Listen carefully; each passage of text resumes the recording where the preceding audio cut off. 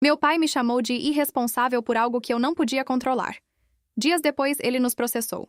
Ele sempre foi difícil, mas nunca pensei que me levaria à justiça. Eu sou Estela, tenho 30 anos, e essa é uma história sobre meu pai. Ou, pelo menos, sobre o que ele se tornou.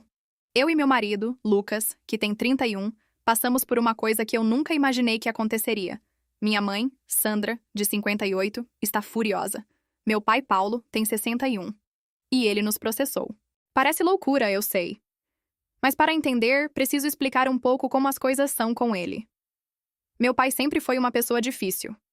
Desde que eu me lembro, ele precisava ter a razão em tudo. Se algo saía do controle dele, por menor que fosse, ele explodia. Gritava, esbravejava por coisas bobas. Quando eu era criança, por volta dos meus 13 ou 14 anos, a situação era ainda pior. Ele chegou a ser violento com minha mãe e com a minha irmã, Júlia, e comigo também. Não era uma coisa constante, mas acontecia. Minha mãe fez ele procurar ajuda na época, e as coisas melhoraram um pouco. Ele parou com a violência física, mas a raiva e a necessidade de estar certo continuaram lá, borbulhando por baixo. Com o tempo, a gente aprendeu a lidar, a pisar em ovos, a evitar certos assuntos. A gente sempre teve esses atritos, mas nunca nada que chegasse a esse ponto. Eu sempre tentei manter a paz, pela família, pela minha mãe. Lucas, meu marido, é um cara paciente, mas mesmo ele tem um limite. Ele sempre foi muito solidário comigo, me apoiava nessas situações com meu pai. Minha mãe, por outro lado, sempre foi o nosso porto seguro. Ela sempre nos defendeu, sempre esteve do nosso lado, mas também sempre tentou manter a família unida, mesmo com as dificuldades que meu pai causava. Essa dinâmica sempre foi um desafio, um equilíbrio delicado. A gente se via, passava as datas comemorativas juntos, mas sempre com uma tensão no ar, uma sensação de que a qualquer momento meu pai poderia encontrar um motivo para um confronto. Por isso, a gente sempre tentava deixar as coisas o mais tranquilas possível. Mas agora, a coisa ficou séria demais. Faz quase 2 meses que não falo com ele. É a primeira vez que isso acontece na vida, e eu realmente não sei o que fazer. A primeira faísca, o primeiro sinal de que as coisas estavam deslizando para um lugar perigoso, aconteceu no dia 26 de dezembro.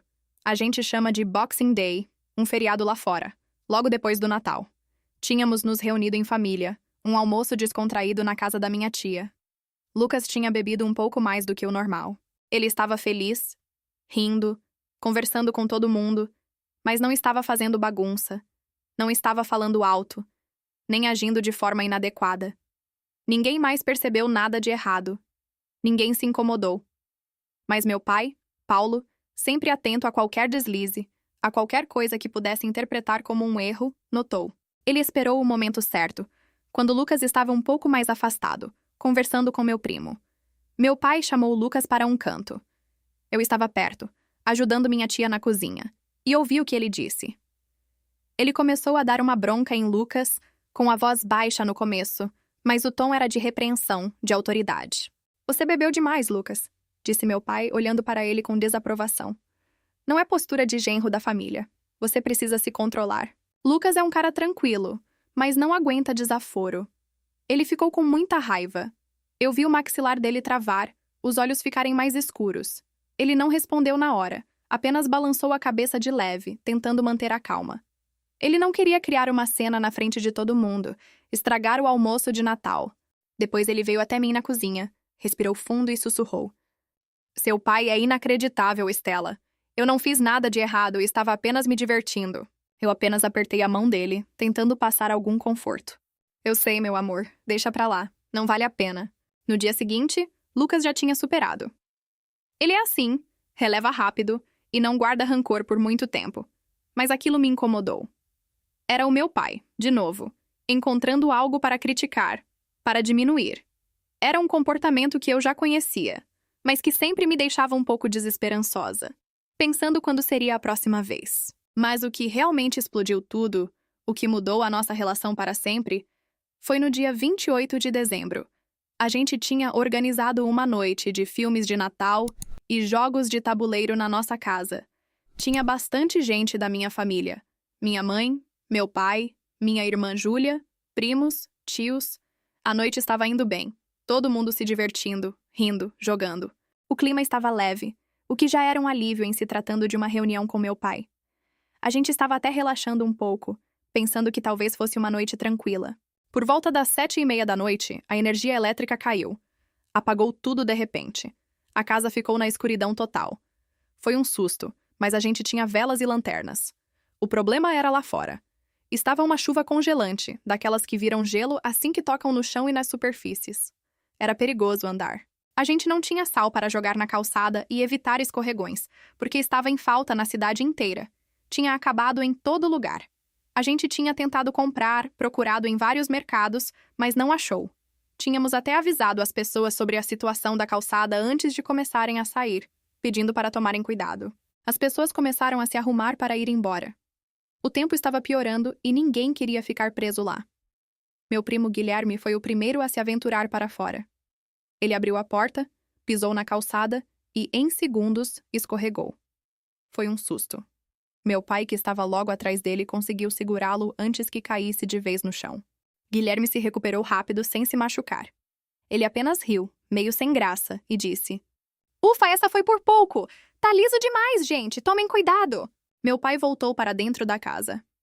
Eu pensei que ele ia entender a situação, que a gente tinha avisado, que não tinha como ter sal. Mas não. Sem esperar um segundo, ele começou a gritar com a gente. Ele estava furioso.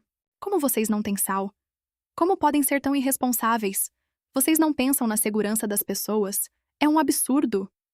Ele berrava, com a voz alta e cheia de raiva, apontando para nós, no meio da sala escura, iluminada apenas pelas velas. Eu e Lucas tentamos explicar, com calma mais uma vez. "Pai, a gente procurou em todo lugar. Não tinha para vender. A gente tentou", eu disse, tentando manter a calma, mas já sentindo um cansaço enorme com a situação. Era sempre a mesma coisa. Lucas completou: "É uma falta generalizada na cidade, Paulo. Não tinha como a gente ter. A gente avisou todo mundo para tomar cuidado. Ele não quis saber. Ele continuava nos culpando, dizendo que éramos irresponsáveis, que tínhamos colocado a segurança de todos em risco. A gente só ficou parado, ouvindo, porque sabia que discutir não adiantaria nada.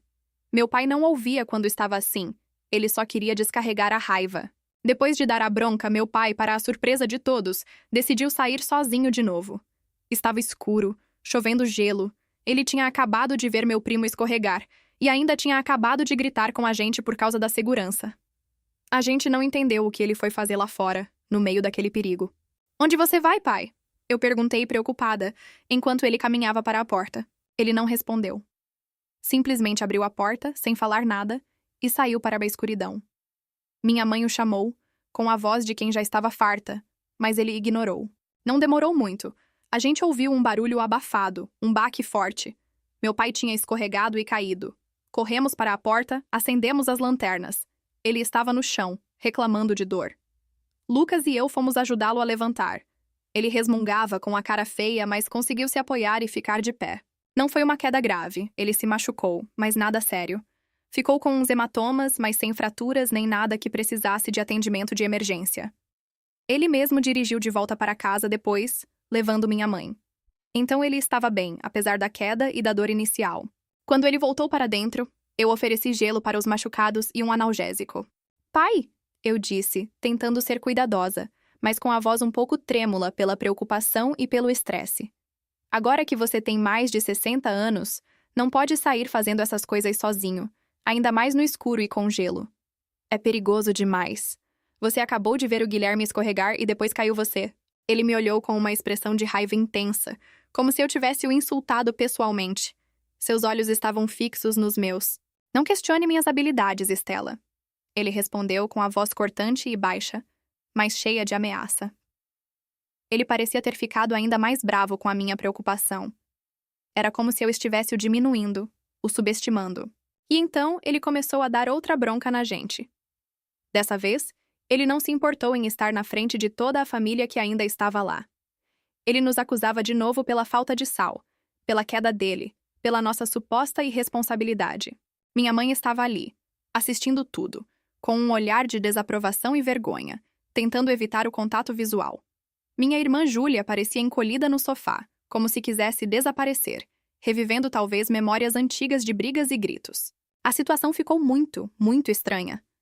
O clima da festa, que já tinha acabado com a queda de energia, se transformou em algo pesado e constrangedor. Todo mundo queria ir embora logo. Dava para sentir o desconforto no ar. As pessoas se despediam rapidamente, com expressões de pena ou de raiva contida, sem saber o que dizer. A gente pegou um pouco de areia de gato que tinha para os nossos gatos. Pegamos todas as lanternas que tínhamos e fomos ajudando cada um a chegar até o carro, um por um. Fomos devagar, com cuidado, iluminando o caminho, no escuro e na chuva congelante. Ninguém mais caiu. A gente se certificou de que todos chegassem em segurança, apesar da bagunça que meu pai tinha feito. Depois que o último convidado foi embora, a casa ficou em silêncio. Um silêncio pesado. Eu e Lucas nos olhamos. A gente estava exausto e com uma sensação ruim. Um nó na garganta. Aquele dia tinha sido demais. Eu decidi que precisava dar um tempo para ele. 24 horas para a cabeça dele esfriar, para a raiva passar. Eu precisava de um espaço e ele também. Eu não conseguia nem pensar em falar com ele de novo tão cedo. No dia 30 de dezembro, eu mandei uma mensagem de texto para ele. Eu tentei ser o mais neutra possível, sem emoção. Oi, pai. Como você está se sentindo? Está tudo bem com os machucados? A resposta dele chegou alguns minutos depois. E o que ele escreveu foi um choque. Eu li e reli a mensagem algumas vezes, sem conseguir acreditar no que estava vendo. As palavras pareciam saltar da tela, cheias de uma raiva fria e calculada, sem nenhum arrependimento. Ele disse que culpava apenas Lucas por não ter sal em casa, e não a mim. Como se Lucas fosse o único responsável por tudo, como se eu não vivesse na mesma casa, como se a decisão fosse só dele, e que ele tinha entrado em contato com a prefeitura e com a região para fazer uma denúncia. Ele tinha contratado um advogado para nos processar. Ele ainda falou que tinha contado para toda a família o que estava fazendo, como se estivesse orgulhoso da decisão dele de nos processar, como se fosse uma coisa normal, algo a ser celebrado. Eu fiquei paralisada lendo aquilo. Meu pai. Nos processando. Por ele ter caído na nossa calçada, depois de ter sido avisado do perigo, depois de ter visto outra pessoa escorregar, depois de ter ignorado a gente e saído sozinho no escuro. E ele estava contando para todo mundo. Como se fosse uma vitória pessoal, uma coisa para se gabar. A raiva me subiu forte. Era uma raiva diferente. Uma raiva que vinha misturada com uma sensação de traição profunda, de desilusão total. Eu nunca imaginei que ele pudesse fazer algo assim. Eu senti que ele tinha cruzado uma linha que não tinha volta. Ele tinha escolhido nos machucar de uma forma que ia além de qualquer discussão ou briga de família. Eu não pensei duas vezes. A raiva me impulsionou. Eu abri o aplicativo do celular. Bloqueei o número dele na hora. Eu não podia ter mais nenhuma comunicação com ele que pudesse ser usada contra a gente. Eu e Lucas saímos de todos os grupos de família que ele estava. A gente não podia arriscar que qualquer conversa nossa, qualquer palavra, fosse usada contra a gente em um tribunal. Era uma questão de proteção, de sobrevivência. Desde então, não tive mais notícias dele. Faz quase 2 meses. Minha mãe está com muita raiva. Ela me ligou várias vezes, desabafando. Ela está ameaçando deixar meu pai por ter feito isso com a gente. Ela disse que ele fez tudo isso enquanto ela estava no trabalho, o que mostra que ele sabia que era uma ideia ruim, errada, e que ela não aprovaria. Minha mãe disse que ele cancelou o advogado, mas eu não sei se é verdade. A gente conversou sobre o comportamento dele e achamos que é muito estranho. Lucas e eu achamos que ele pode ter algum problema que precisa ser investigado. Eu realmente acho que ele pode estar com alguma doença cerebral em estágio inicial, e isso está se manifestando nessa necessidade intensa de ter sempre a razão, de explodir por qualquer coisa. Ele sempre precisou ter a razão, sempre gritou por coisas pequenas, e, como eu disse, chegou a ser violento com minha mãe, minha irmã e eu quando éramos crianças. Ele procurou ajuda e isso parou quando eu era adolescente, mas sempre teve alguns incidentes de raiva muito fortes ao longo dos anos. Mas isso de agora, de nos processar, é de outro nível. Eu só não sei o que fazer agora. Uma parte de mim quer desbloquear o número dele e mandar uma mensagem explicando toda a quebra de confiança, toda a mágoa que ele causou. Explicar o que ele precisa fazer para tentar reconquistar essa confiança. A outra parte de mim só quer deixar ele bloqueado e cortar de vez. Eu estou perdida, sem saber o que fazer com essa raiva e essa tristeza que sinto.